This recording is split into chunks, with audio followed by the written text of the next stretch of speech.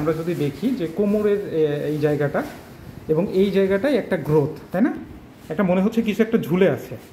হ্যাঁ, এটাকে আমরা কি বলি, আমাদের মেডিকেলের ভাষায় বলি এটাকে skin tag. Just after surgery এটা একদম মিশে যাবে স্কিনের সাথে, কোনো দাগ থাকবে না। আসসালামু আলাইকুম, আমি ডাক্তার খালেদ হাসান মিলো। কি যে কোমরের এই জায়গাটা এবং এই জায়গাটায় একটা গ্রোথ, তাই না? একটা মনে হচ্ছে কিছু একটা ঝুলে আছে। হ্যাঁ, এটাকে আমরা কি বলি, আমাদের মেডিকেলের ভাষায় বলি এটাকে স্কিন ট্যাগ।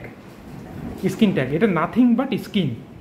তোমার আপনার শরীরের উপরে যে স্কিনগুলো আছে, এই স্কিনগুলো ডিপোজিটেড হতে হতে হতে হতে ঝুলে গেছে। এবং এই যে ঝুলে গেছে, দেখেন এই গোড়াটা অনেক চিকন না? গোড়াটা অনেক চিকন এবং মাথাটা মোটা, এবং এটা আরও ছোট ছিল, আস্তে আস্তে বড় হচ্ছে। এবং এটা আপনার বাবারও ছিল, ওনার আরও বড় হয়েছে, আপনারও এরকম করে বড় হতো। হ্যাঁ, তো এটা হচ্ছে কি যে যেটা একদম কারেক্ট কথা, আমরা রোগীদের একদম অথেন্টিক কথা বলি যে এটা যদি শরীরে থাকে কোনো প্রবলেম নেই।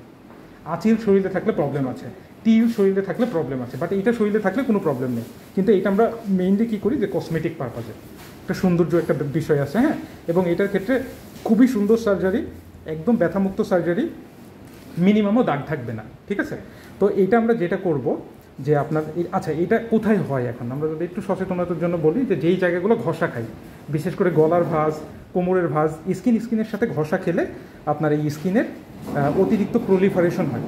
হ্যাঁ, গ্রোথ হয়ে এটা তৈরি হয়, এবং এটা একদম বিনাইন, এটা নিয়ে ভয়ের কোনো কারণ নাই।